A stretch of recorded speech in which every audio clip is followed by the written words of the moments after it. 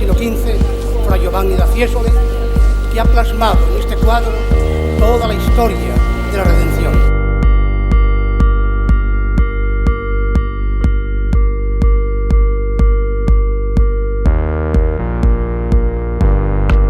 Me maravilla la parte superior, pero me produce más impresión la predela en la que en 5 pequeños cuadros se cierne y se condensa todo el misterio de la Virgen María, desde el desposorio hasta el tránsito.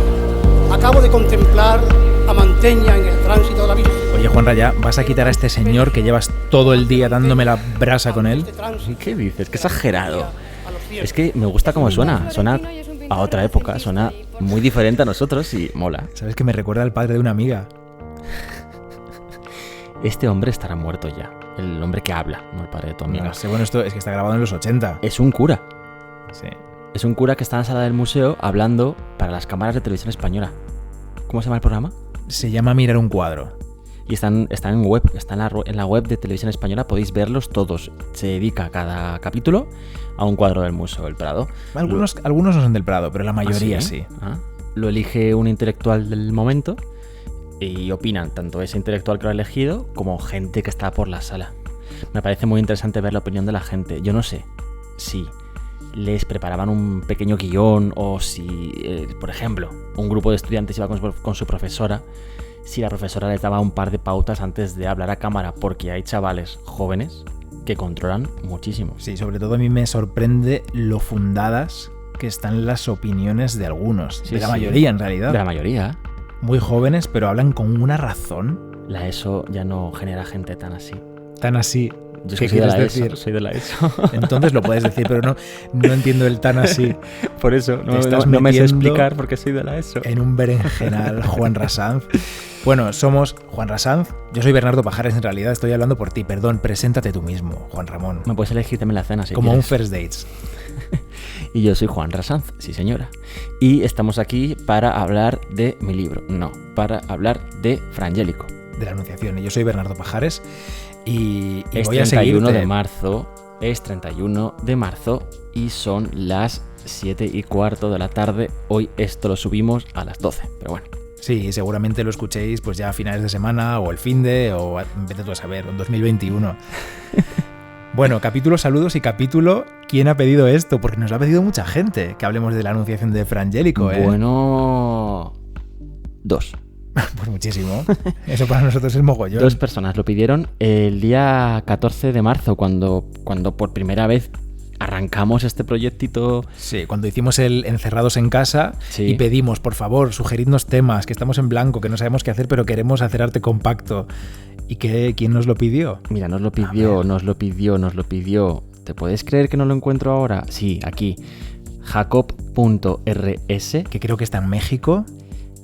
¿Qué control? Sí, porque ha escrito alguna vez más para comentar cosas. Y Roberto.muma, que le costó decidirse, pero finalmente se decidió por la Anunciación de Frangélico. Que es compañero que se dedica también a los museos. Pues gracias a los dos. Y yo aprovecho este instante de arranque del capítulo para mandarle saludos a Luismi Rojas, que me decía hace un rato, antes de que empezásemos a grabar este episodio número 11, que ha hecho un ranking. Juanra, ha hecho un podio de los capítulos que llevamos de confinamiento, de los que más le han gustado. En el bronce. Venga, dímelo, que yo no tengo ni idea, me estás impactando. Claro, porque como no entiendes mi letra, no sabes lo que pone aquí. En el número 3, miro, prefiero no mirar. Goya. Fuerte, ¿eh? Es su tercero favorito, Goya. Que nosotros, venga, con que no nos gusta mucho. Y luego toda la gente, el perro semi hundido, mi cuadro favorito. Que has fallado en esto, que has fallado en esto otro. Por cierto, la enfermedad, síndrome de Meniers. Nos están diciendo que se llama síndrome de Meniers.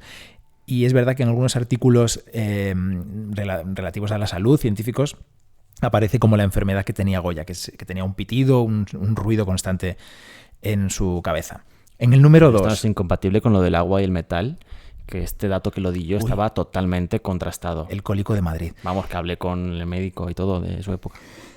Estás contando. Damos paso al doctor... No me quitéis la ilusión. Yo tengo datos también, ¿eh? ¿Me dejas ir con el número 2? Sí. En un gris edificio de oficinas. El capítulo en el que tú y yo contábamos cómo nos conocimos. Nos desnudábamos. metafóricamente. Y en el número 1, Caravaggio. Estoy de acuerdo, no puedo decir otra cosa. Estoy de acuerdo. Con el Caravaggio, quiero decir. Pues ese es el ranking de Luismi Rojas. Gracias, Luismi. Y gracias por ser tan fiel, tío. Vamos allá con Frangélico. Venga. No, vamos allá primero con la Biblia. Abre la Biblia. Abre el libro ese. Venga, va, habla de religión. Ay, qué coñazo hablar de religión ahora, un 31 de marzo a las 7:30 de la tarde. De verdad, ¿eh? Pero bueno, va, venga, toca.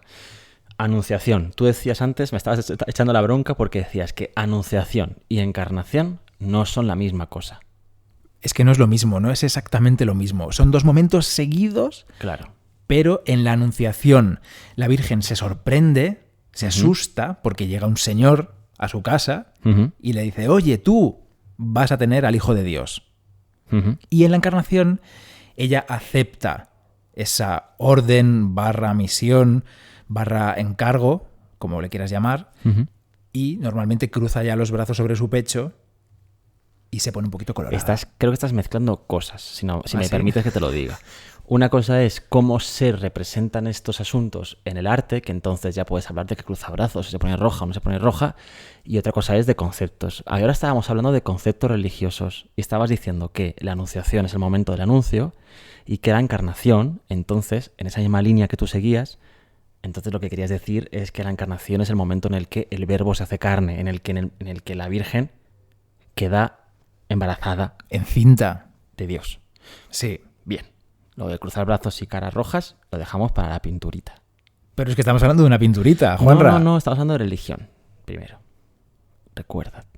Recuérdame amándote. Juanra, no queremos que Arte Compacto sea el podcast en el que despliegas tus talentos musicales. No lo queremos y los oyentes tampoco quieren. No tengo ningún talento musical. Los 4 oyentes del podcast tampoco lo quieren. Que no son 4 y dale, que ofendes a los 250, hombre. Sí.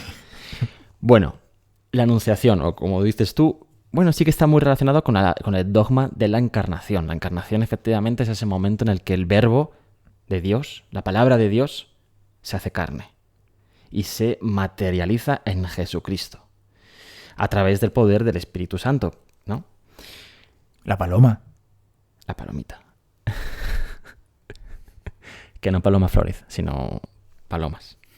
Yo estaba pensando más en Paloma San Basilio. Ay, le pega más a Paloma San Basilio. Es que de pequeño yo veía mucho Paloma San Basilio en la tele. Mis padres, no sé por qué, la ponían mucho. Cuando salía era de esto, esta Paloma San Basilio, ponla. Igual. Es como cuando ahora sale Adele.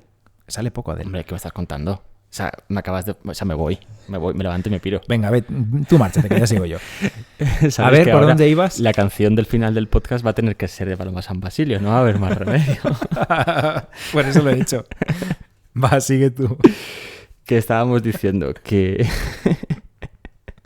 Ay, Dios mío. Bueno, eso, que el verbo de Dios se hace carne. La paloma. Se transforma la palabra de Dios en el embarazo de la Virgen, físicamente hablando. Se quedaba embarazada de ese niño que va a ser Jesucristo y que tiene doble naturaleza, ¿no? La naturaleza... divina y humana. Gracias. Es que yo de religión voy justito. O sea, estoy bautizado, pero... Hice la comunión también y todo, ¿eh? Yo hice hasta la confirmación y fui catequista. Esto no debería decirlo aquí, creo. ¿Por qué no? Claro que sí, cuéntalo. Bien, que sepas que esto de que el verbo se hace carne, que es la forma esta habitual en la que se menciona, ¿no? Esto, hay obras de arte en las que es literal. Y entonces colocan a la paloma del Espíritu Santo entrando... pero vamos, allá saco al oído de la Virgen. No, de verdad, con el piquito ya entrando por el oído. Por la oreja, vamos. Y qué daño, ¿no? Bueno, es una forma de representarlo simbólicamente, ¿no? Es iconografía. Claro. Hay otras anunciaciones en las que aparece, además de la paloma volando, el niño, o sea, un fetito o un bebé, vamos, flotando y volando. Ostras, desde el cielo hacia el oído de la Virgen también. ¿Sabes que estoy pensando en una conocida manifestación del Foro de la Familia? Y no voy a decir más. Calla, madre mía. Venga, sigue. Perdemos sigue. Bueno, no creo, sigue. ¿no? Continúa, Juan. Si nos oyen ya es porque... Bueno. Va, entonces, ¿a qué viene Dios a la tierra? ¿Por qué nos manda a su hijo acá? Eso me lo sé, para salvarnos del pecado original. Muy bien, efectivamente. La salvación del pecado del hombre es Cristo en la tierra, ¿no? Viene a salvarnos a todo el mundo. El origen del pecado, ¿cuál era? Adán y Eva. Adán y Eva. Adán y Eva estaban muy pichis en el jardín del Edén, estaban felices y Dios les había dicho, haced lo que queráis, pasáoslo genial, pero no os acerquéis a aquel árbol, no os acerquéis porque allí hay una fruta que no podéis comer. Entonces Eva, seducida por una serpiente que en realidad es el demonio, disfrazado de serpiente, coge la fruta y se la lleva a Adán. Por eso siempre se dice que Eva, la mujer, es el origen del pecado en realidad. Pero los que pecan son los dos. En cuanto se acercan a la fruta, no sabemos si la llegan a morder o no. Ay, me dices que pare. ¿Quieres hacer un inciso ahí? No, sí, porque has dicho que la mujer, que Eva es la que se considera el origen del pecado, y me viene muy bien para cogerlo y seguir avanzando. Vamos a avanzar. Vamos a avanzar hacia el punto en el que María, la Virgen María, es considerada la siguiente mujer, digamos, importante en todo este proceso, que es la que engendra a Jesucristo para el perdón de esos pecados que habían surgido con Eva. Es decir, María se sitúa como la nueva Eva. Como la redentora, como para que el hombre pueda volver al jardín del Edén del que nunca tenía que haber salido. Mira lo que se dice. Así como una mujer contribuyó a la muerte, así también otra mujer contribuye a la vida. O desobediencia de una virgen que trajo el pecado es contrarrestada por la obediencia de otra virgen, que evidentemente es la Virgen María.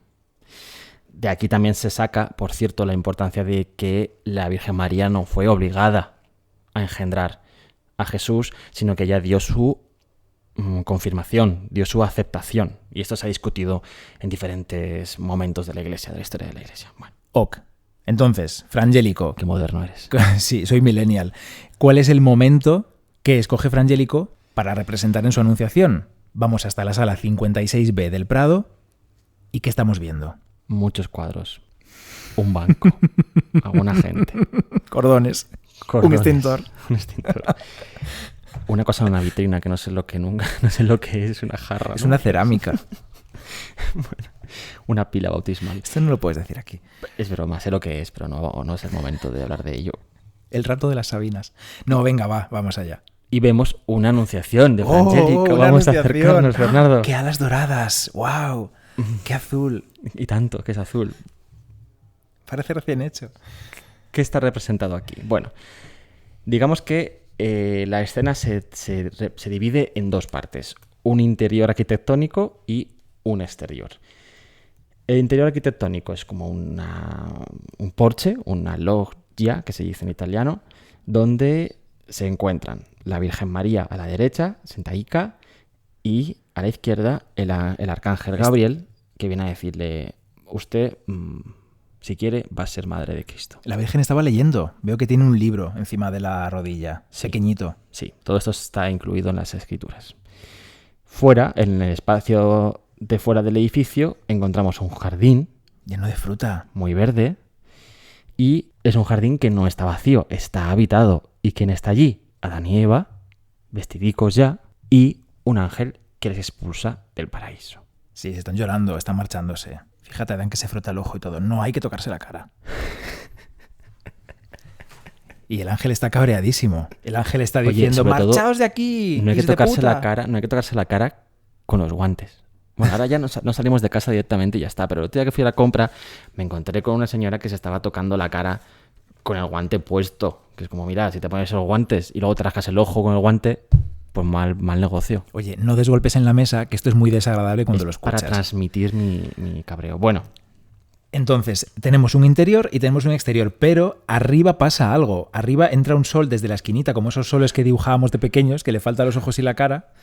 Los ojos y la boca, perdón. Pero a cambio tiene unas manos. Salen unas manos del sol. Claro, bueno, las manos de Dios Padre, de las que emana ese rayo de luz divina, en cuyo interior, a la altura de la columna central de la loggia, alberga la paloma del Espíritu Santo que se dirige hacia la Virgen María. Es como si esas manos de Dios hubiesen tenido la paloma ahí, cerradita, como el día de la paz, que se abren las manos y sale la paloma, ¡fiu!, lanzada. Eso es, igual.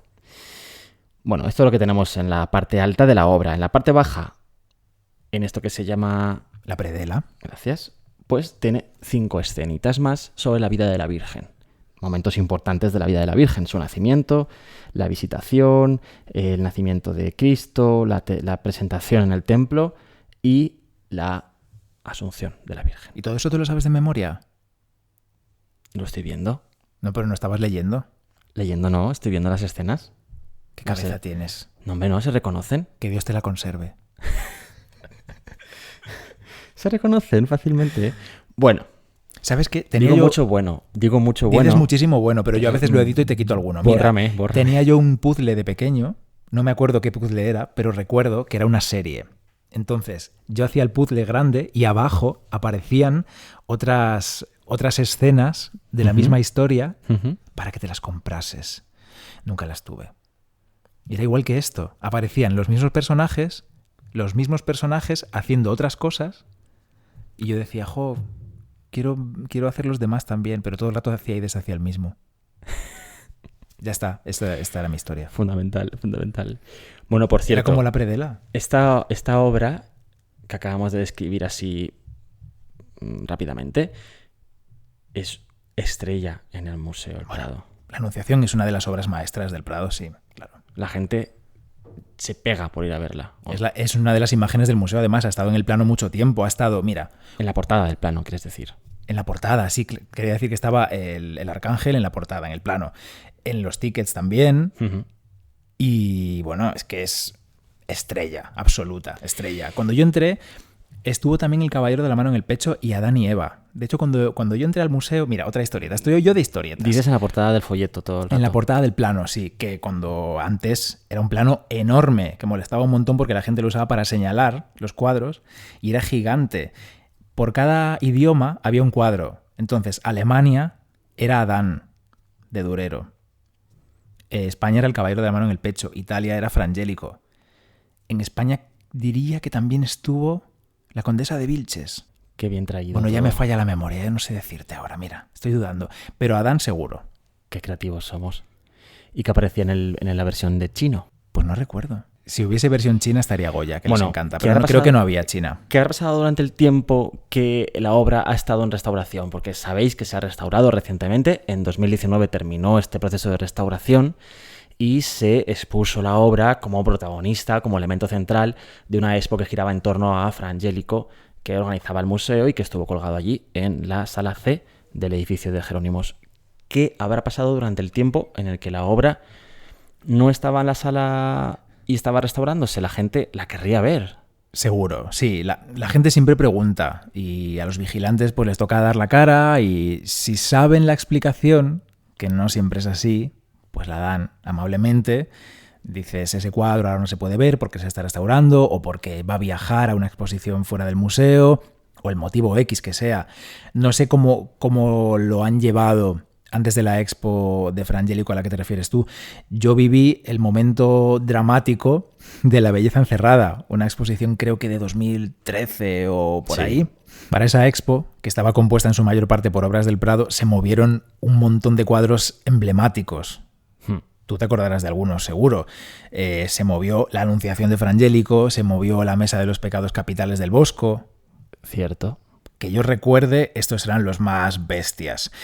¿Qué pasa? Que además los dos estaban en las salas 50 y tantos, bastante cerca. Entonces, cuando estabas en esa zona, te podías encontrar en varias salas con el mismo visitante o la misma visitante preguntándote, ¿y este cuadro? Ah, no está. ¿Y este? Pues tampoco está. ¿Y cuándo lo voy a poder ver? Pues ahora no, esperes una semana porque se está cambiando de sala, no se puede ver ahora mismo porque era ese impasse de tiempo en el que se quita de su sala de colección permanente y todavía no se puede ver en la temporal porque a lo mejor se ha colgado, pero todavía la temporal no se ha inaugurado. Y de verdad que fue un sufrimiento porque eran muchas obras de muchas salas. Ahora no recuerdo más, pero seguro que alguno lo vivió. Sí, hombre, es verdad que ese periodo siempre es problemático, pero intentamos desde temporales que que sea lo más corto posible, ¿no? Sí, mover esas obras de su lugar original en el momento más tardío posible para que así sea también el momento más cercano a la inauguración de la temporal. Y entonces al final la obra esté a la vista, aunque sea en la temporal, ¿no? Que sea otro edificio y sea con otro ticket. Para solventar estos temas, por ejemplo, de las restauraciones, ahora cada día hay más museos que restauran las obras a la vista del público.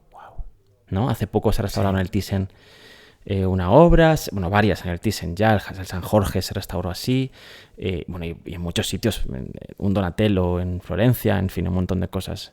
La Ronda de Noches yo creo que también, ¿no? Se ha hecho un espacio gigante para ello. Es intenso esto, ¿no? Pobres restauradores. Es como restaurar en un Gran Hermano, que te esté mirando todo el mundo. No creo que sea agradable, ¿no? No lo creo. Yo, porque tiene que ver con lo que hago, pienso en la radio, ¿no? Tú en la radio, tú y yo ahora estamos aquí delante de un micrófono hablando y nadie nos ve. Estamos arreglados, nos hemos duchado, sí. Pero podemos poner caras, podemos, yo qué sé, estar despeinados, ¿sabes? No tenemos que estar perfectos, impolutos. Pues lo mismo cuando estás restaurando. Tú lo haces lo mejor que sabes, pero no es lo mismo estar en tu taller, bien iluminado, con tus compañeros, que tengas público. Sí, yo creo que la presión debe ser grande, ¿no? El sentirse observado, simplemente eso. Yo no creo que influya mucho el cambio de actitud de un restaurador, te miren o no te miren, porque al final son profesionales que están allí rodeados de otros profesionales, pero la tensión debe ser mayor. Bueno, en fin, nos estamos yendo por las ramas muchísimo. Nos estamos yendo. Mira, me acuerdo de otro cuadro. Mientras tú recuperas el camino, otro cuadro que se fue era el tránsito de la Virgen de Manteña. Estaba en La belleza encerrada también. Y teníamos como mínimo una vista Medici de Velázquez. No sé si las dos, no consigo recordar. Bueno, sí, muchas obras. Muchas obras. Ya te digo que se quedaron las salas calvas, despeluchadas. Era un drama, y la primera es porque en la que yo participé en el museo. Anda. Lo conté el otro día, creo, en este capítulo en el que nos desnudábamos. Bueno. ¿Has dicho que nos desnudábamos? Y he dicho que no iba a decir más buenos y lo acabo de decir. Bueno. Yo te quería preguntar a ti una cosa. A ver. ¿Quién era Frangélico? Frangélico era un Abramos señor... el melón. Era un señor que en realidad no se llamaba Frangélico, ni Fray Angélico, ni Fray Angélico, ni Beato Angélico, como le llaman en Italia. Se llamaba... Ahora quiero una copita de algo, un licorcito, por favor. Me ha dado ganas. Pues no tenemos, porque si no, te la serviría. Se llamaba Guido Di Pietro. Y más tarde tuvo otro nombre, es el señor de los 1000 nombres. Se llamaba también Fra Giovanni da Fiesole. Ya vas a venir con no, se llamaba así. Ese es su nombre de fraile, hombre. Se lo puso como fraile. Pues sí. Pues sí. Pero oye, pero cuenta como nombre también, ¿no? Su nombre de estrella, de star. Correcto. Cuando se ponía él... ¡buah! ¿Era florentino él? No era de Florencia, era de cerca. Era de un sitio que se llama Vicchio, que está al norte de la ciudad. Bueno, muy cerquita. Y se fue muy pronto allí. Creo que no hay fecha, pero se fue a Florencia. Yo ojalá estuviese yo en Florencia. Se fue a Florencia prontito, ¿no? Ay, mira, me gusta esto. Estamos en Florencia ahora. Se vino a Florencia prontito. Sí, se vino. Vale. Se vino. Él había nacido en torno a 1395. Sí, la fecha de nacimiento no está clarísima, pero por ahí. Bueno, 1390-95. A Florencia con su hermano Benedetto. Se van los dos, dicen, vámonos a probar fortuna. A un taller de manuscritos. A probar fortuna, no, a formarse en un taller de manuscritos donde aprenden y donde se dedican a pintar. Principalmente el Guido, que se dedica a iluminar diferentes libros, vamos. Benedetto, sin embargo, destacó más en un campo tuyo, en el de los copistas. Ay, mío, yo copio mogollón. Sí, eso lo hacían en la parroquia de San Miguel Bisdomini. Uh-huh. Como dices, Guido, que no era frangélico todavía, porque no era ni fra ni angélico, no era ni fraile ni era angélico, eso vamos a contarlo luego. Aquí era un chico que se llamaba Guido Di Pietro, sin más. Y él era iluminador. Él ponía imágenes a lo que decían los textos.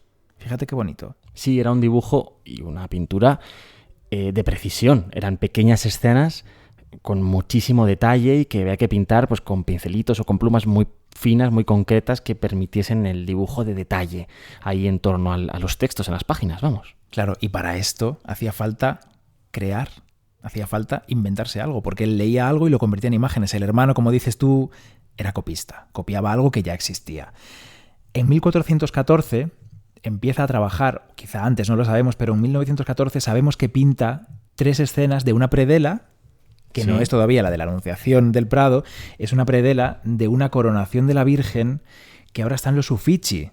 Es una coronación de Lorenzo Mónaco, que es su maestro. Hombre, Lorenzo Mónaco es un personaje importante para hablar de Guido Di Pietro, porque, bueno, fue, como dices, su maestro. Fra Angelico también fue su colaborador, trabajó con él, y además es que, bueno, en ese momento, tengo que decir esto, lo siento, Bernardo. Venga, dilo, no te lo calles. El aprendizaje de los pintores, por ejemplo, lo dice Cennini en su publicación sobre la pintura, el aprendizaje de los chavales en ese momento consistía en la copia literal del maestro. O sea, se encargaban básicamente de imitar el estilo del maestro y no podías tener tú una libertad creativa en ese momento. Esto, además, aunque después Guido, o sea, Fra Angelico, va a tener esa libertad creativa muchísimo, muy desarrollada, su propia personalidad, siempre se va a quedar consigo algo de este señor Lorenzo Mónaco. De lo que aprendió de él. Sí. Recordamos, en el Quattrocento italiano. Estamos en el siglo XV español. Principios, muy principios. Ya principios. Él, en 1417, ya aparece como pintor y ciudadano florentino. Ya sabemos que está en Florencia. Uh-huh. Y trabajando como pintor. Exacto. Está ya como pintor. En ese año, que lo sepas, Juanra, murieron en Florencia 16.000 personas en Florencia a causa de la peste. 16.000. Definitivamente, ahora cada vez que hablamos de un dato de este tipo, que siempre se manejan en la historia del arte o en historia, lo vamos a entender de otra manera. Ahora que estamos viviendo lo que estamos viviendo, lo vamos a ver de otra manera, totalmente. Bueno, pues sabemos que en esos años también cobró por un retablo que está desaparecido para San Esteban del Puente, en Florencia, y sabemos también que le convencieron un pelín más tarde el visionario superior de los dominicos, que a mí esto me encanta. El visionario superior es como un líder espiritual, que lo era, Leonardo Dati, le convence para que entre en San Domenico. O sea que se haga dominico. Que se haga dominico. Parece que primero, antes de hacerse dominico, empieza a pintar para ellos.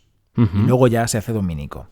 Creo que en 1423 ya se había profesado como dominico, ¿no? Así es, sí, en el 23 ya sí. Efectivamente, sí. En el convento de Santo Domingo, que ¿dónde está el convento de Santo Domingo?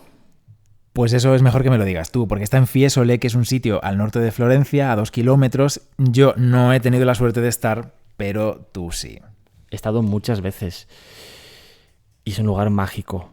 Es precioso, está muy cerca de Florencia, como tú dices, nada, escoger un bus de los que antes no se pagaban, yo creo que ahora ya hay que pagar, porque es que en Florencia... Bueno, no pagarías tú porque te colabas, ¿no? No, porque todo el mundo se colaba en Florencia, en Italia en general, en el transporte público, en los buses, no se pagaba. Esos golpes son el vecino, no os asustéis. Pero ahora, hace ya un par de años, o 3 o 4, que están estrictos con el tema. Bueno, el caso, que coges ese bus urbano, normal, y te llevaba todo cuesta arriba, por una de esas... colinas que rodean Florencia, subiendo, y llegas a Fiesole, un pequeño pueblo que ahora es muy pijo, ahora es una zona bien, se dice, se comenta, se rumorea. A ver. Que tienen casa aquí, o tenían casa aquí, Brad Pitt y Angelina Jolie. ¿Quién se le habrá quedado? ¿Estará en venta? A lo mejor está en venta. Pues no sé, luego si quieres lo miramos y si está en venta, compramos. Luego nos metemos en Idealista y venga, los billetes. Venga. Bueno, tarjeta, billetes no. Entonces, Fiesole, cuéntame por favor cómo es ese paraíso verde. A mí me encanta, no he recorrido el pueblo entero, pero no he estado en San Domenico, por ejemplo, pero sí que te bajas del autobús, ves una placita muy mona, unos restaurantes muy bonitos, con vistas, y, por ejemplo, yo recomendaría subir una cuesta que está justo al lado donde te deja el autobús, que es una cuesta como empedrada, de estas piedras entre las cuales nace verde, ¿no? Y salen florecitas en primavera. En el lado izquierdo de esta cuesta hay un murete también de piedra antigua, también con plantas y también con musgo, que directamente da a un valle que acaba con Florencia al fondo. Está lejos. El Arno, el río, no lo ves, la cúpula de Brunelleschi.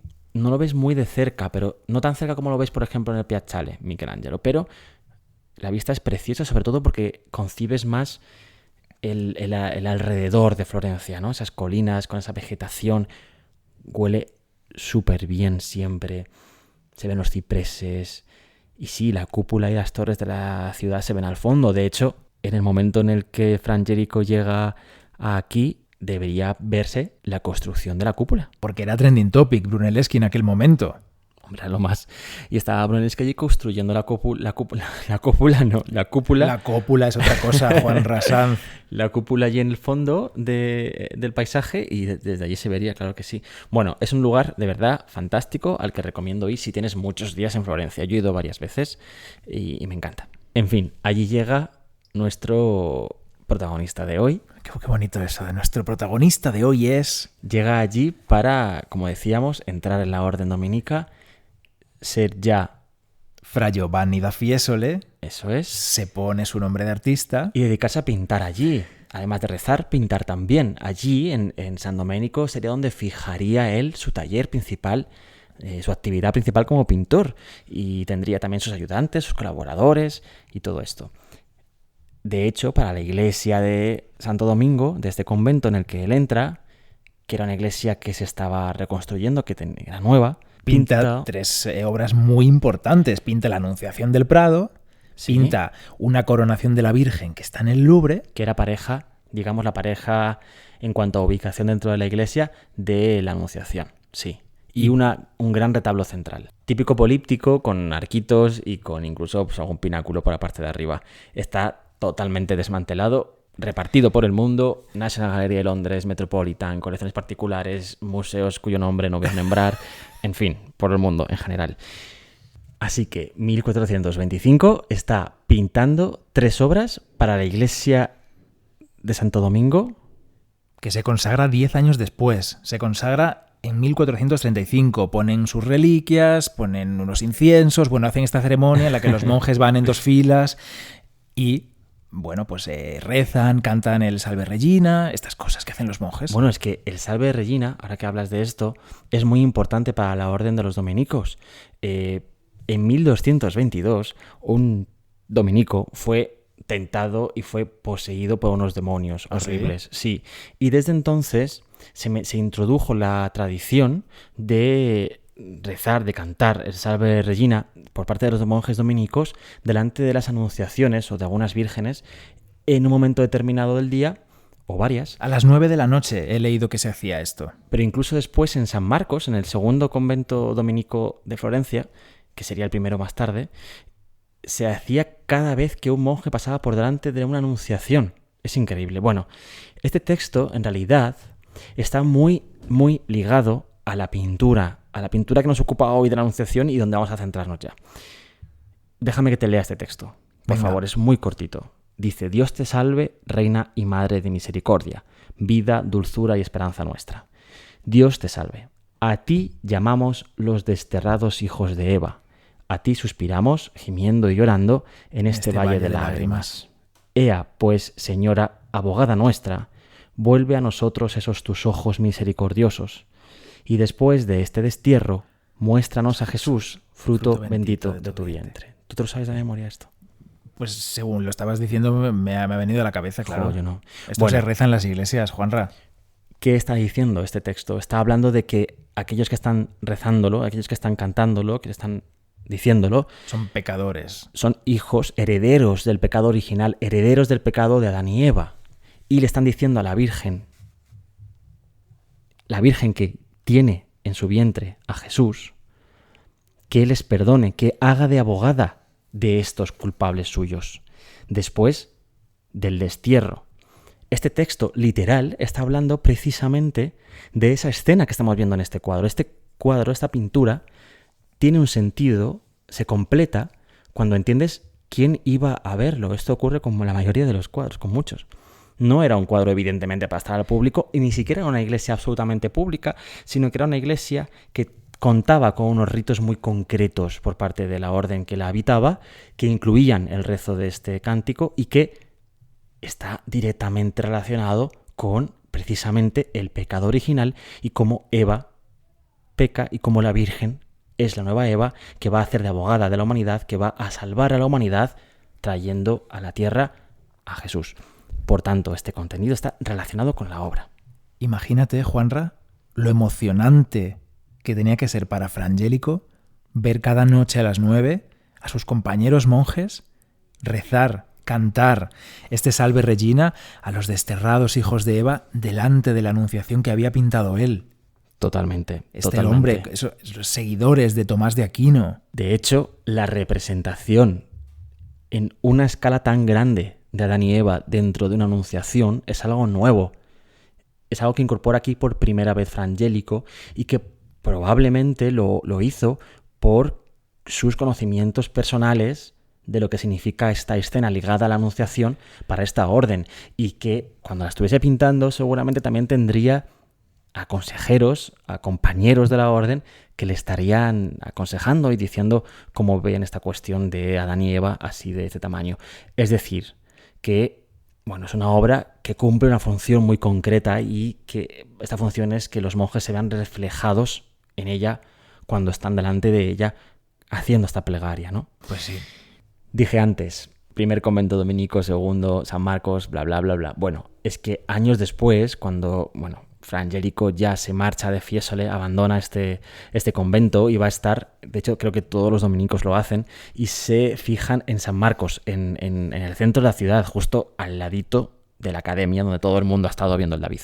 Y ahí he estado yo en San Marcos contigo, Juanra. Hombre, ahí hemos estado con Alicia también, por cierto. Con Alicia y Álvaro. Sí, allí estuvimos visitando el museo que hoy tienen allí, todas las celdas de los monjes. Tal cual, las habitacioncitas pequeñísimas, y lo que me flipó fue que en cada una de ellas había una pintura hecha por Fra Angelico al fresco en la pared, y que en algunas había sido más generoso que en otras.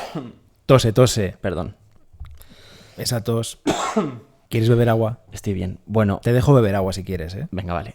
Decía que en algunas celdas había sido más generoso que en otras porque algunas de las escenas eran como más completas, más ricas, con más personajes, y en otras se había quedado como más escueto. Bueno, centrémonos. Esto es 1440-1445. Sí. Y estamos ya en San Marcos, en Florencia, en el centro de la ciudad. 20 años después de que él pintase la obra que hoy nos ocupa, se encargaría de la decoración completa al fresco. 43 celdas, que no es moco de pavo. El hombre no se aburría.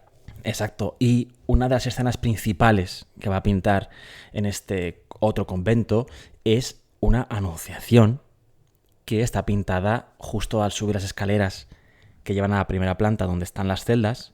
Tal cual, subes las escaleras y te la encuentras de frente. En el pasillo donde todo el mundo, todos los monjes la verían al pasar, muchas veces al día. Sí, antes de entrar en sus celdas, sí. Muy rica, me acuerdo de las salas, eran preciosas, del Ángel. Bueno, es la segunda versión, seguro que tuvo más, y de hecho en las celdas hay más. Sé que no voy a decir segunda, pero sí que es una versión con la que se compara mucho esta otra del Prado, porque supone un avance grande en su estilo. Luego veremos por qué. Si te parece, entramos ya a hablar directamente de estilos y de Florencia y de arte. Vale. ¿O quieres decir algo más antes? No, contamos eso y luego al final decimos cómo ha llegado al Prado la obra, porque estaréis pensando, quizás se me ocurre, oye, ¿y si este monje dominico lo hizo para un sitio que está en Fiesole, maravilloso, lleno de olivos, de árboles, de frutas, no sé qué, cerca de Florencia, al norte? ¿Cómo llega esa obra, esa tabla al Museo del Prado? ¿Qué pasa? Tenéis que llegar al final del episodio. Ahí está el gancho, muy bien. Claro. Y al final nos desnudamos. ¡Yujú! Lo has dicho ya 3 veces hoy, creo. 2 como mínimo, lo de que nos desnudamos, Juanra. Pues ya sabes, no es nada. Sigue, va. Quiero que nos centremos ya en la parte artística puramente, y voy a intentar resumir al máximo porque luego nos echa la bronca de que son muy largos nuestros audios. Bueno, Florencia, 1400. Nos infartamos aquí. O sea, es uno de los momentos quizá más interesantes de la historia del arte, porque lo digo yo. Ojo que Juanra se ha quitado la sudadera. Y estoy levantando el brazo con el puño cerrado. Según digo, es el momento más importante de la historia del arte. Es que lo está haciendo, ¿eh? Es apasionante realmente. Se va a colar probablemente el sonido de la televisión de los vecinos. No sé si es la tele o la aspiradora o el taladro incluso. No puede ser cualquier cosa. La PlayStation está jugando a matar a gente. Bueno, centrémonos. Centrémonos, vamos allá. Florencia, 1400. Estamos allí. Un poquito Florencia, antes. 1400. Brunelleschi. Se dice que surge el Renacimiento. Esto es lo que siempre se dice. Hay que empezar a quitarle caspa a todo este asunto. El Renacimiento no fue un día que se levantaron todos y dijeron, ahora somos renacentistas. Aunque sí que tiene algo de eso. ¡Cling! Es el único estilo que tiene algo de eso realmente, de decisión propia de los artistas. Pero hombre, Tampoco un día se levantaron y dijeron somos renacentistas. Venía de antes. Y sobre todo en cuanto a la pintura, pues venía, por ejemplo, de Giotto, que es un pintor que pinta en pleno siglo XIV, o sea, en el Trecento, y que hace cosas importantísimas como esa capilla de Padua, que se considera que es realmente la iniciadora del Renacimiento, de un nuevo lenguaje pictórico en el arte. Porque vamos a hablar de lo que implica el Renacimiento centrándonos en la pintura, que es lo que nos ocupa hoy. Pero es importante también la arquitectura. Sí, exacto. ¿Muy bien? Sí, muy bien. Lo que busca es dejar atrás la forma de representación medieval para intentar aplicar una serie de normas estrictas de representación que aseguren la correcta plasmación de la realidad, una realidad según se ve, una realidad en 3 dimensiones, sobre una superficie de 2 dimensiones. Este tipo de normas, por ejemplo, si son matemáticas, pues puede ser la perspectiva. La perspectiva sí que parte de Brunelleschi. A ver, no es que sea el primero que empieza a hablar o a tantear la perspectiva. De hecho, lo que decía, Giotto ya en sus pinturas al fresco estaba dejando ver, plasmando esa intención suya de representar de manera correcta, en profundidad, las casas, los objetos y las personas. Personas que además, acompañados o acompañando esta revolución espacial en las pinturas, esta revolución en cuanto a la profundidad, las figuras que ocupan ese espacio van a ganar en volumen, en peso, en rotundidad. Son figuras más reales, figuras que generan sombra, figuras que ocupan un espacio y que ocupan el espacio que les corresponde dentro de esa perspectiva. Es decir, que las leyes de la perspectiva no solo indican cómo debe hacerse la casa más pequeña hacia el fondo que en primer plano, sino también los objetos que están allí ubicados o las figuras, las personas, como también son más pequeñas del fondo que las de delante. Esto no era así hasta ese momento, no tenía por qué serlo. Hay un montón de tipos. ¿Cómo era hasta ese momento? Hay un montón de tipos de perspectiva anteriores. Pues por ejemplo, la de representar lo que está más atrás, arriba, y lo que está más cerca, abajo. Como los dibujos de los niños. O por ejemplo, representar más grande lo importante y más pequeño lo menos importante. Como pues, cuando un niño dibuja a una madre más grande que a su padre porque la quiere más, ¿no? Bueno, en fin, muchos tipos de representación de perspectivas, de jerarquías de representación que no vamos a entrar aquí ahora. Pero, como digo, ya en la antigüedad, que eso es el Renacimiento, es eso, la recuperación de conceptos artísticos de la antigüedad, ya se hablaba de la importancia de imitar correctamente el natural en sus representaciones pictóricas. Y de ahí viene la necesidad de buscar una fórmula para representar correctamente ese espacio en profundidad dentro de las superficies planas. Y de ahí viene la perspectiva. Brunelleschi sí que fue el que habló de la perspectiva, nunca llegó a escribirlo, a dejarlo escrito en un tratado, pero sí que habló de ella y realizó un par de experimentos públicos. No sé si esto lo sabes tú. En 1425 no sé. Hizo un experimento público delante de la fachada de la Catedral de Florencia, del Duomo de Florencia. Era precioso el experimento y es mítico entre los que estudiamos historia del arte porque cuando nos lo explican primera vez casi nunca lo entendemos. Bueno, los listos seguro que sí, pero yo no lo entendí primer día. A ver, cuéntalo, va. Porque no sé si estaba fumado, borracho o qué, pero no lo entendí. Que lo cuentes. Brunelleschi pintó, según las leyes de la perspectiva, en una tabla representó el batisterio de Florencia, y le hizo un agujerillo a esa tabla, ¿vale? Y cogió con la otra mano un espejo. Bueno, pues bien, se ponía delante de la fachada del Duomo, de espaldas al Duomo y de cara al batisterio, se colocaba en la cara la pintura con la cara pictórica mirando hacia afuera, y se ponía a mirar por la mirilla de esa tabla. ¿Qué veía? Veía el batisterio real que estaba ahí colocado. Y entonces interponía entre su tabla con la mirilla y el batisterio real, interponía con la otra mano el espejo. Un espejo mirando hacia él, hacia la tabla pintada. ¿Qué ocurría? Que entonces la realidad, la visión del batisterio real, se sustituía por el batisterio pintado en la tabla, porque el espejo miraba hacia acá. O sea que él vería en el espejo su ojo y el batisterio pintado. si juegas con el espejo, según donde lo coloques, puedes ver parte del edificio real y parte de lo que él había pintado. Exacto. Y esta fue su demostración pública de qué era eso de la perspectiva, que no era una norma que solo se aplicase a la pintura, sino que es una norma de lo real, es una característica de lo real. Las cosas las percibimos según la ley de la perspectiva. Y eso es lo que él quería demostrar. Y esto fue lo que hizo público en 1425, justo en el momento en el que estaba Fra Angelico pintando esta obra. Ahora veremos cómo Fra Angelico incorpora estos conocimientos que estaban adquiriendo en Florencia en ese momento. Pero bueno, no solamente estaba Brunelleschi en ese momento en Florencia. Estaban gente como Masolino, como Uccello y sobre todo Masaccio. ¿Por qué es importante Masaccio? Masaccio pinta la Capilla Brancacci. Es uno de las tres personas que mete la mano en la Capilla Brancacci, que es una ¿Brancacci capilla... de qué? ¿Dónde está esto de Brancacci? Es una capilla que está en Santa María del Carmine, en Florencia también, y que pinta en 1424. O sea, 24, más 25. o menos a la vez que Fra Angelico estaba pintando su Anunciación. Probablemente un poquito antes. De hecho, Vasari, que habla de Fra Angelico. Sí, Vasari dice de Fra Angelico que nunca pintó una crucifixión sin que las lágrimas cruzaran sus mejillas. Y dice muchas más cosas, escribe muchas páginas sobre él en sus vidas. 5, 6 o 7 páginas, sí. En la primera versión de las vidas de Vasari no incorpora una referencia a la Anunciación de Fra Angelico. En la segunda versión ya sí, y habla de ella como una obra magnífica, magistral. De hecho, habla de ella como obra de Fra Angelico, uno de los elementos para tener claro que es una obra suya. Bueno, la Capilla Brancacci, ¿por qué es tan importante? Es una capilla que inicia Masolino, que continúa Masaccio, que era muy joven y que muere muy joven, a los 27 años, muere el pobre en un viaje a Roma, y que representa en esta capilla escenas dedicadas a la vida de San Pedro.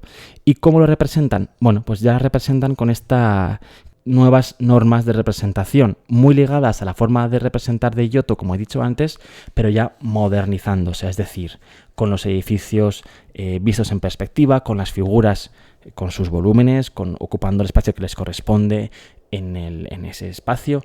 En fin, un avance considerable. Tú decías antes de grabar que has leído que es muy importante la escena de la expulsión del paraíso. Sí, porque creo que no se había representado antes, o que no se conoce, representaciones de la Anunciación con la expulsión del paraíso, que es lo que hace Fra Angelico en la Anunciación del Prado, combinar esos dos momentos que tú decías hace un momento que tiene sentido. Sí, pero ¿y Brancacci qué pinta en todo esto, la Capilla Brancacci? Yo te preguntaba por la relación que tiene la expulsión del paraíso. Amigo, porque en la Capilla Brancacci existe una expulsión de Adán y Eva del paraíso de Masaccio y están desnudos. Él se salta aquí lo que dice el Génesis, porque el Génesis dice que en el momento de la expulsión se cubren de hojas de parra. Efectivamente, pero por otro lado, bueno, tiene mucho que ver con la representación de Fra Angelico. Eso sí, muchísimo. De una manera mucho más, efectivamente, digámoslo así, moderna. Están desnudos, es un paisaje de colores cremosos, muy suaves.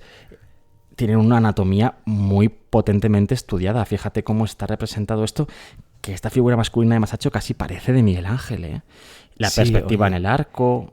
Eva tiene una cara de dolor, está un sufrimiento brutal. Sí, el ángel se parece muchísimo al de Fra Angelico, pero me hace gracia que salen de una puerta. La puerta del paraíso es literal, claro. Una puerta de piedra. Sí, eso es muy habitual. Y sales de aquí y ya no hay paraíso. Lo que tiene que ver con ellos mucho, Masaccio y Fra Angelico en su expulsión, es la relación entre esas dos figuras, la relación entre Adán y Eva de Masaccio y la relación que tienen entre ellas también el Adán y Eva de Fra Angelico, que están como unidos, no salen de allí cada uno por su lado, sino que tienen relación entre ellos, ¿no? Están andando de manera natural y tienen relación entre ellos. Pero en cualquier caso, es que Vasari dice, lo que iba a decir antes, es que Fra Angelico es uno de los primeros pintores en Florencia que va a ver la Capilla Brancacci cuando ya está no terminada, porque se termina muchísimos más años después, pero sí muy avanzada. Se supone que Fra Angelico aquí está conociendo esta obra que fue un antes y un después para los pintores de Florencia en cuanto al avance hacia la modernidad.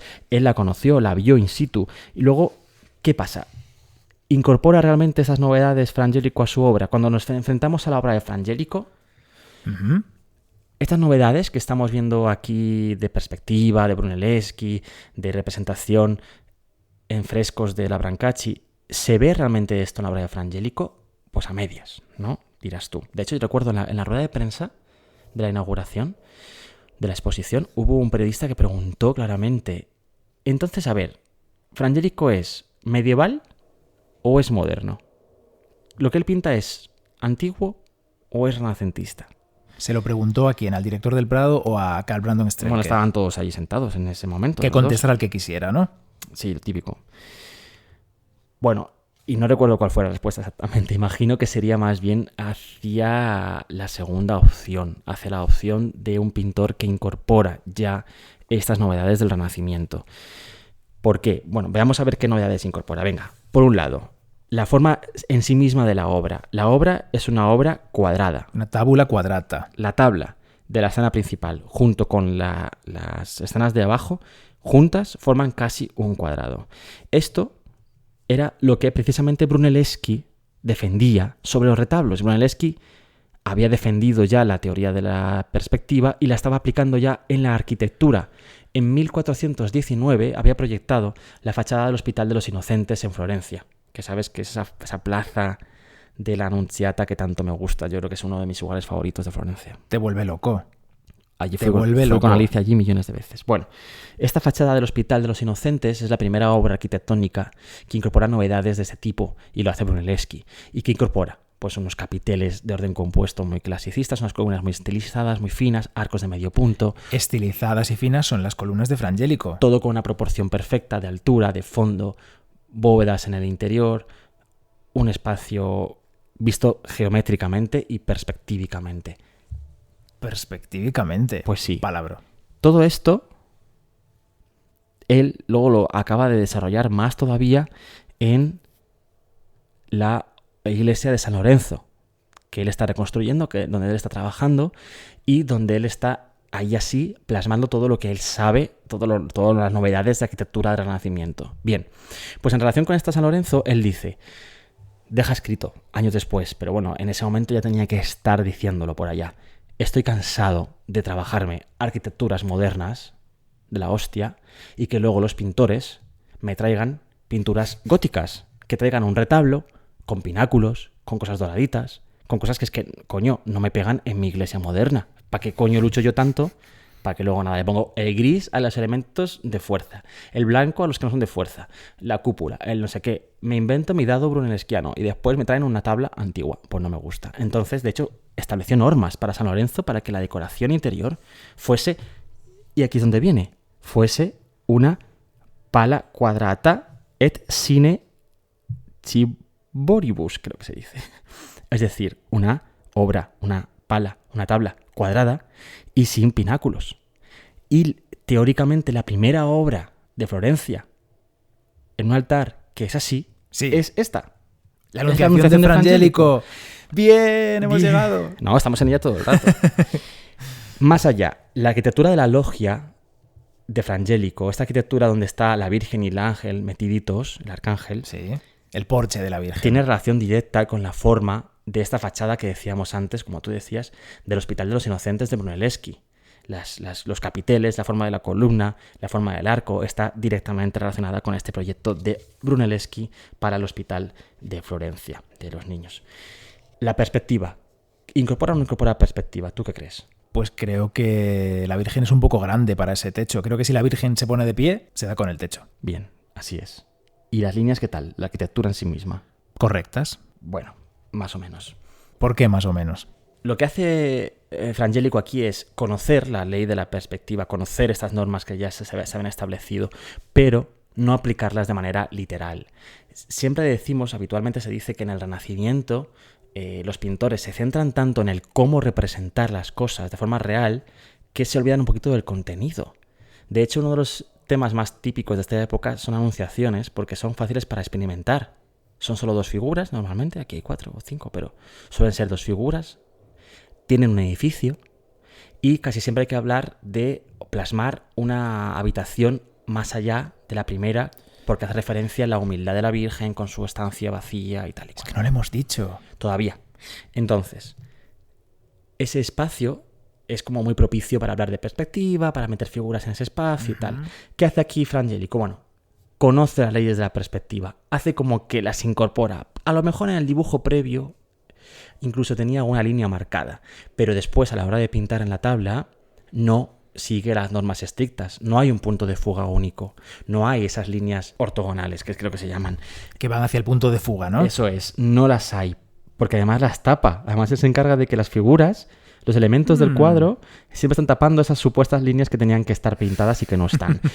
Bueno, es que él está adapta estas nuevas normas de los jovencitos, las adapta a sus necesidades para contar una historia. Él no está dispuesto a poner por delante la forma del contenido. El contenido es lo que él quiere contar. Él quiere contar una escena religiosa con espiritualidad, porque él es un monje, él es un fraile, y él quiere contarle a sus compañeros frailes esta escena. Él quiere que ellos se vean reflejados en ella. Y entonces no quiere dejar muy fría la escena. Y por eso, bueno, se dice generalmente que no es que no sepa hacerlo, es que está eligiendo hacerlo de esta manera flexible para no seguir del todo esas normas y que sea un poco más humana la escena.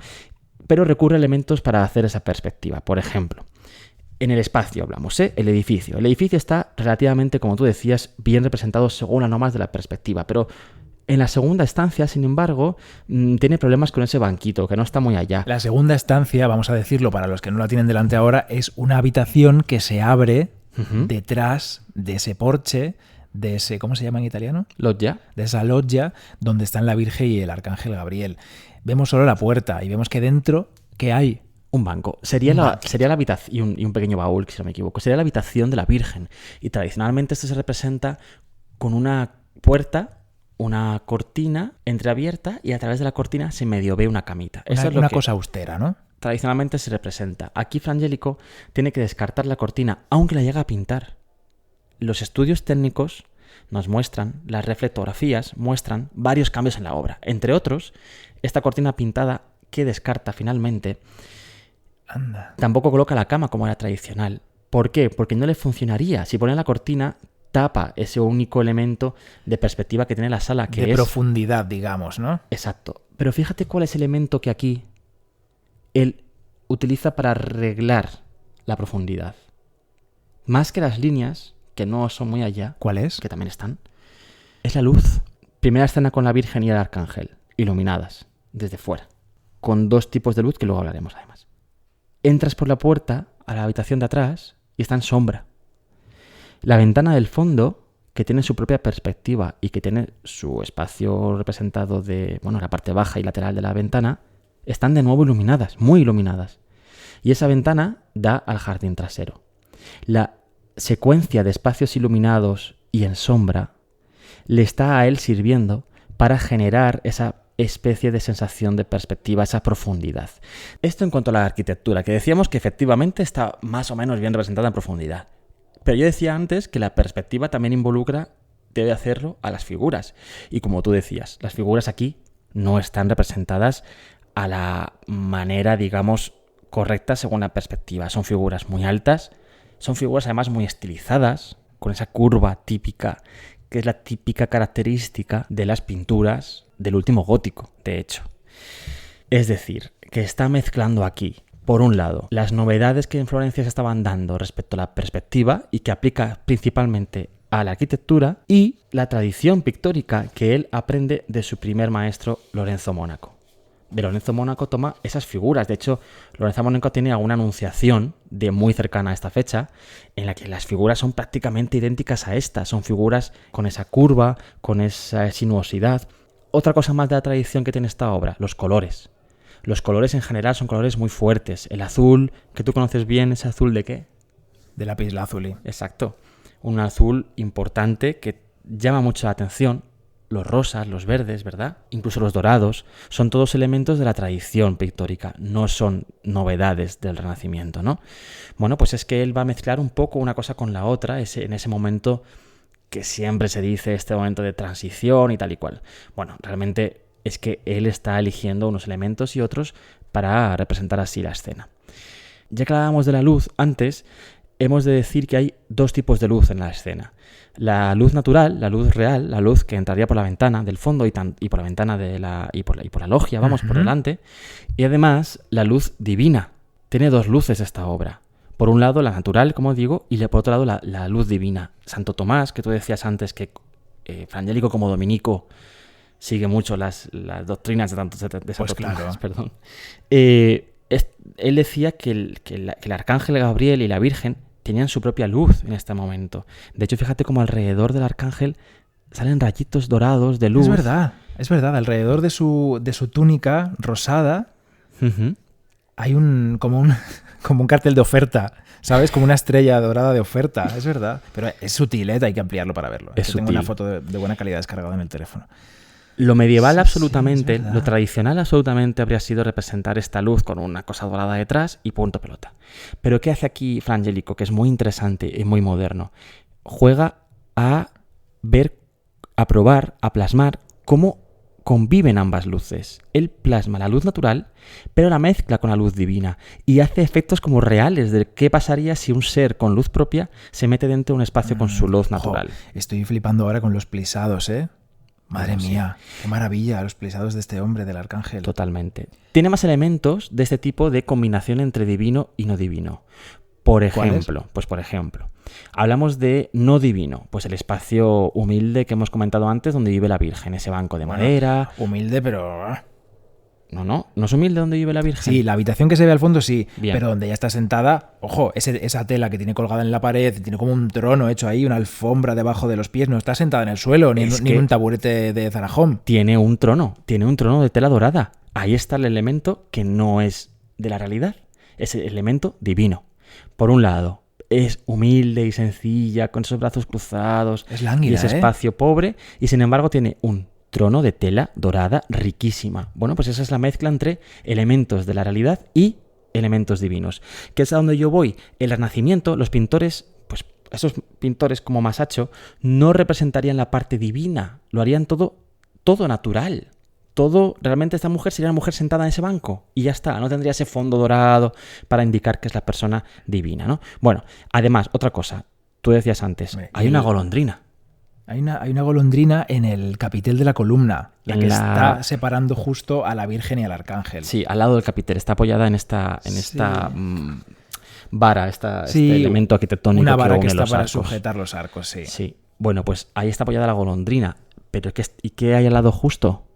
La paloma del Espíritu Santo que baja ahí directa, chum, hacia la Virgen. No sé si hacia el oído o hacia la cara o a dónde va, pero sí, hacia la Virgen va directa. Dos aves, una ave divina y una ave real. Otra mezcla de elementos entre realidad y divina. Lo divino y lo humano. Claro, sí, exacto, es lo que estamos hablando. Que por otro lado, por cierto, también hay quien dice que me estoy emocionando yo ahora. La presencia de la golondrina hace referencia al posible apellido de las personas que pagaron esta obra. Pero ahí sí que no vamos a entrar, porque no acabamos nunca. ¿Qué ibas a señalar tú? Que muy cerca de la golondrina hay un relieve en el que vemos a Dios Padre, que es difícil de ver. En realidad, en la obra es difícil fijarse en ese detalle porque tiene el color de la piedra. Es un relieve, entonces no destaca, no tiene el color del lapislázuli, no tiene los colores los verdes del jardín, el rojo, el rosa, el dorado. Es color piedra, pero es un relieve en el que vemos a Dios Padre, un busto, mirando a la Virgen. Sí, el elemento es otra mezcla de la realidad y no realidad.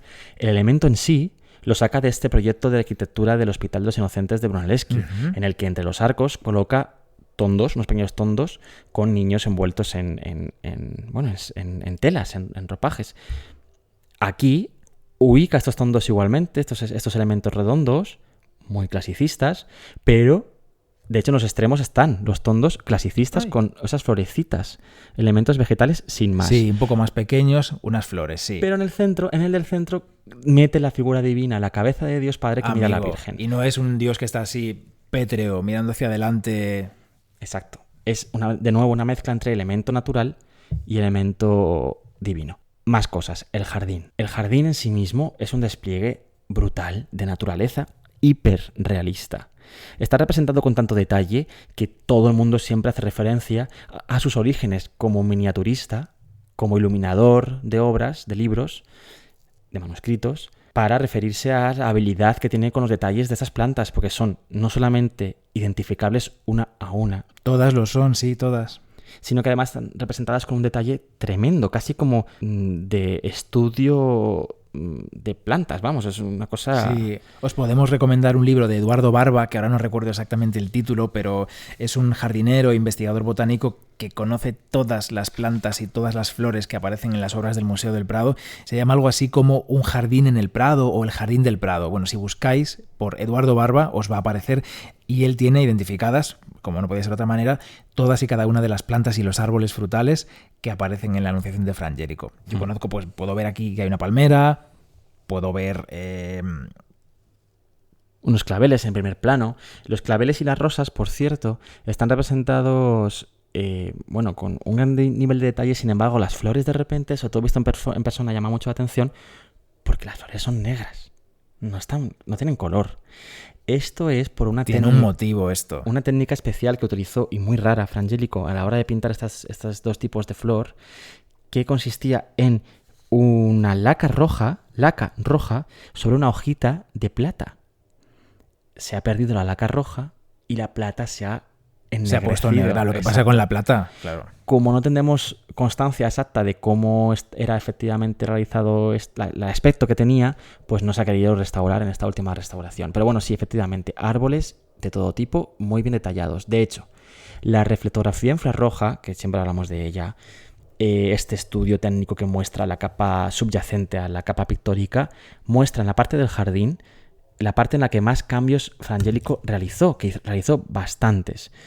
Pues por ejemplo, teóricamente allí había unas arquitecturas, había unos elementos arquitectónicos, no se sabe muy bien si eran parte del cierre del jardín, porque claro, el jardín de la Virgen teóricamente tendría que estar cerrado. Ese concepto... Hortus conclusus, ¿no? Exacto. Ese concepto del Cantar de los Cantares que hace referencia a que el jardín de la Virgen era un jardín cerrado. De hecho, también las puertas del paraíso, ¿no? El paraíso también tendría que ser un espacio cerrado. Bueno, pues ahí hay elementos arquitectónicos que Fra Angelico definitivamente tapa. También hay unas piedras, uno está. Él lo tapa todo esto y decide, en un arranque de modernidad tremenda y también quizá para simplificarse un poquito la vida, porque si mete también hay una arquitectura, se le complica la historia de la perspectiva, decide unificar el jardín de la Virgen con el jardín del Edén. Y las figuras, Adán y Eva, están saliendo del paraíso recorriendo el jardín de la Virgen. Sí, y de hecho los espacios no están completamente separados porque... No lo están, es el jardín de la Virgen. Está comunicado por las columnas y las alas del arcángel traspasan la columna y entran en el jardín, casi tocan la pierna y la piel con la que está cubierto Adán. Otra muestra de que están unidas ambos espacios es que si te fijas, Eva ve a la Virgen. Eva ¡ay, está qué bueno eso! mirando Hemos llegado ahí ya. A la Virgen. Eva está de reojo, como malrollera, está mirando a la Virgen. Bueno, no sé si malrollera porque está cabreada. A ver, no malrollera con la Virgen, pero bueno, mira, está cabreada como una mona. Está diciendo, ella es mi salvación y mi esperanza de la Vuestra, humanidad. más bien. Sí, la Vuestra, suya también. Porque yo ya no la tengo, me van a llamar toda la vida cabrona. Pero sí, está mirando hacia la Virgen. Y es maravilloso eso, porque desde el otro extremo del cuadro mira hacia la derecha, donde está la Virgen en su trono. Es muy interesante. Saliendo, tocando el marco está Eva ya. Sí. Es muy bonito, a mí me parece muy interesante. Mientras Adán mira más hacia el suelo y se frota el ojo con la mano, llorando, desconsolado. Y por cierto, este detalle... Es que es una relación entre ellas, entre las Eva dos mujeres, y la Virgen. Eva y la nueva Eva, claro. Y lo que decía, están cubiertos por pieles de animal. Y a la cintura llevan unas plantas enrolladas, no llevan la típica hoja de parra que decíamos que menciona el Génesis. Llevan una planta que se llamaba algo así como la planta de los mendigos, que se llamaba así, y en esa época se llamaba así además en Florencia, en Fiesole, porque se la frotaban los mendigos para que les salieran ronchas en las pieles, para dar más pena. Era una planta que daba una reacción alérgica. Qué buena esta. Y es la planta que escoge Fra Angelico para poner a Adán y Eva, enrollársela a la cintura, que es con la que se atan las pieles que llevan puestas. Esto lo podéis leer, ya digo, en el libro de Eduardo Barba. El ángel que expulsa a Adán y Eva del paraíso no lleva espada. Eso es un elemento iconográfico básico, porque se dice claramente esa espada que lleva el ángel. En este caso no la lleva. Es un ángel amable. Sí. Es un ángel que está indicando que se vayan, no les está expulsando cabreado con las la manitas espada. ahí, amable. Sí, quizá también Sale porque del árbol muy mono. está cayendo esta referencia un poco a el hecho de que, bueno, estamos ante la solución al problema. O sea, la presencia de Adán y Eva solo es una referencia lejana al origen de los problemas del pecado, pero que en realidad, bueno, pues la solución ya está aquí, ¿no? Con la llegada de Dios a la Virgen, con la llegada de Jesucristo al vientre de la Virgen. Oye, yo creo que con esto, el análisis de la obra en sí misma, ya hemos trabajado bastante. La predela son otras 5 escenas espectaculares. No vamos a hablar de la predela. De las que no vamos a hablar, pero cuya perspectiva también es muy interesante. De hecho, plasma mejor a veces la perspectiva en esas escenitas que en la obra grande. ¿Ya está restaurada la predela? Todavía no, ¿verdad? Se está restaurando. Bueno, la última vez que estuve en el taller de restauración, antes de todo este parón en el que estamos ahora, estaba Almudena Sánchez con ella. Y es increíble. Creo que han aparecido... Bueno, no voy a decir nada. Increíble. Los colores otra vez vivos, capullo. Maravillosos, muy bueno. Oye... Antes de terminar, ¿quién está restaurando? Claro, si no tú sitúate. ¿Quién está restaurando la predela? La misma persona que restauró la Anunciación, Almudena Sánchez, y las alas del Arcángel, Juanra, una de ellas sobre todo que estaba en mal estado. Juanra. El Arcángel Juan Rabiel. La restauró las alas Gema García, que es nuestra restauradora de Marcos, y como las alas llevan pan de oro, pues ella hizo una restauración completísima, recuperando la forma original del ala que está más cerca del espectador, que se había perdido por una restauración anterior. Sí, porque Gema se encargaba de los dorados en las restauraciones del Museo del Prado. Lo que pasaba a la obra es que tenía una de las uniones de las 4 tablas que realmente forman esta obra, no es una única madera, son 4 tablas unidas. Una de las juntas de ella, las 2 centrales, en algún momento de la historia se separaron. Entonces, bueno, alguien la restauró. La última vez que se restauró fue en el propio Museo del Prado. Y tenía bastante a la vista, la unión de estas tablas con unos repintes muy notables. Entonces, bueno, se ha retirado esto, se ha mejorado ese aspecto y esta unión precisamente pasaba por este ala que tú dices. Y creo que ha sido muy difícil porque además cada una de las plumas doradas del ángel es distinta. Y está hecha una a una, marcando el relieve en la superficie y dorando este relieve después. O sea, es una pasada. Que se ha hecho pues recreando digitalmente cómo sería el ala para que luego Gema lo aplicase. Bueno, un trabajo a mano minuciosísimo. Se ha recreado también a mano, se ha hecho un molde, se ha modificado, se ha hecho una prueba fuera para tener claro cómo hacer el relieve, cómo hacer el dorado. Un trabajo espectacular. Buscad una foto de antes y otra del después de la obra y veréis la diferencia, que aparte de en los colores, evidentemente, se aprecia especialmente en la forma de las alas del ángel. No penséis que se ha repintado la obra y que los colores son nuevos. Son los colores que realmente tenía la obra, tenía muy poco repinte, de hecho. Y lo que le ha ocurrido es que se le ha quitado todas las capas de porquería que tenía encima, barnices oscurecidos y, bueno, porquería en general. Claro, los materiales que se usaron eran valiosísimos, materiales carísimos. Mucho. Como decíamos, el lapislázuli y los materiales más ricos que había para esta anunciación. Por eso brilla tanto ahora, por eso tiene esos colores fantásticos. Colores que son muy poco modernos, muy poco del Renacimiento. En el Renacimiento se dan cuenta los pintores de que cuanto los colores más neutros sean, más cremosos, más neutros, mejor consiguen el aspecto de realidad en las obras. Evidentemente, esos colores son colores muy de ilustración y muy poco de realidad, muy poco de realismo. De hecho, Fra Angelico, en esa otra anunciación que pinta en San Marcos, en Florencia, en ese otro convento, ya 15 o 25 años después, mejor dicho, ya va a incorporar una gama cromática mucho más neutra. De hecho, incorpora el color de la propia pared a la propia pintura. Es decir, sí, porque además es sobre pared. Es un fresco. Él evolucionará en ese sentido. ¿Hablamos un poquito de cómo llega la obra al museo? Pues sí, es verdad. Sí, hemos dicho que lo íbamos a decir al final, además. Bueno, lo que ocurre es que en 1609, ¿no?, es Mario Farnese el que se encarga de comprar esta obra al convento de San Domingo de Fiesole. La compra y la regala a Felipe III. En realidad se la regala al duque de Lerma. Eso es. Se la regala al duque de Lerma como un obsequio diplomático, Mario Farnese. Y el duque de Lerma, no sabemos, parece que la lleva a Valladolid. No está claro, pero parece que pasa por Valladolid la obra. El caso es que se le pierde un poco la vista hasta 1861. En ese año, el director del Museo del Prado, que era nuestro querido guiño, guiño, codazo, codazo, Federico de Madrazo, la descubre en un lugar de Madrid, en las Descalzas Reales, en el monasterio de las Descalzas Reales, y consiguen, la gente del Prado, que las monjas le cambien a Federico de Madrazo el original de Frangélico, que ellas no sabrían ni quién era Frangélico, me imagino, por una copia que les hace Federico de Madrazo de la obra. Y así la obra llega al Museo del Prado. Y por cierto, no hemos dicho cuándo se le empieza a llamar Frangélico a este hombre, o Beato Angelico, en Italia. Es después de su muerte, en 1455. ¿Por qué Beato? Pues porque se le considera, sí, que plasma las escenas religiosas como nadie, ¿no? Que las siente. Un poco lo que tú decías antes de Vasari, que decía que lloraba cada vez que pintaba un Cristo, ¿no? Exacto. Y Santo Tomás de Aquino es el doctor Angélico, otro dominico. Eso Entonces es. tenemos el Beato, por lo que tú dices, y Angélico por la Orden de los Dominicos y como seguidor muy potente de Santo Tomás de Aquino. Eso es. Juan Pablo II le nombra patrón de los artistas en Italia, al Beato Angélico. Es un tío súper importante en Italia, súper querido. Sí, lo es. Y sí, pasa la historia realmente como eso, como un casi un pintor santo, aunque no es santo, si no me equivoco, pero pasa la historia como un pintor místico, religioso, precisamente por esa forma de plasmar las escenas con tantísimo sentimiento hacia la religión, ¿no? Mantener esa imagen, ese sentimiento religioso en las obras. Oye, ¿y sabes dónde está su tumba? Sí que lo sé. Está en Roma.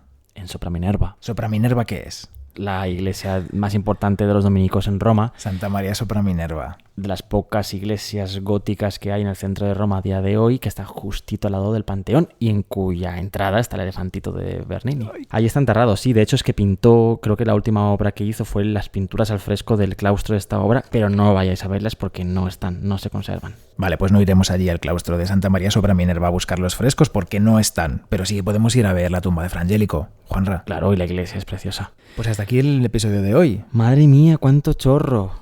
Prometemos que siempre que grabamos un episodio del podcast nos decimos a nosotros mismos y decimos en voz alta, aquí en el salón de casa, oye, el próximo más corto, vamos más al grano. Pero luego nos enrollamos. Se nos va de las manos completamente. Yo no sé cómo solucionarlo ya. Bueno, no lo sé. Si habéis llegado hasta aquí, gracias. Seguiremos haciendo episodios porque estamos en casa. Pero tú imagínate, si es que me quedo aquí con una lista de cosas pendientes por decir. No he dicho que las figuras sagradas no emiten sombra. No he dicho que por eso son más sagradas, porque no tienen sombra, pero que sí que tienen sombra los bancos. No he hablado del concurso de las puertas de Ghiberti del Batisterio, que es como súper guay. Y el segundo concurso, ni la cúpula de Brunelleschi. No hemos hablado de que los marcos, de que el marco se ha perdido, que no hay marco, que tenía marco, pero que no está. Pero Bernardo, por favor, ven aquí. Hay que seguir.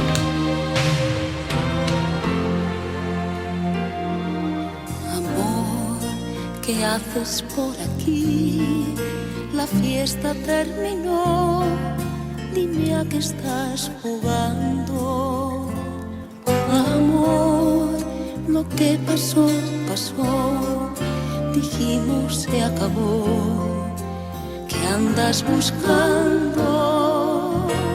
Amor, no quiero hacerte mal.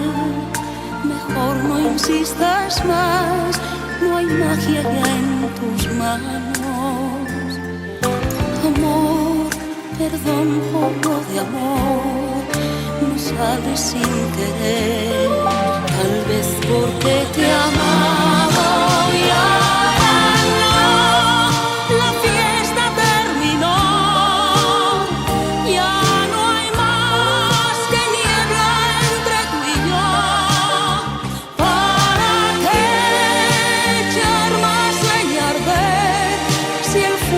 Se ha apagado ya, dímelo.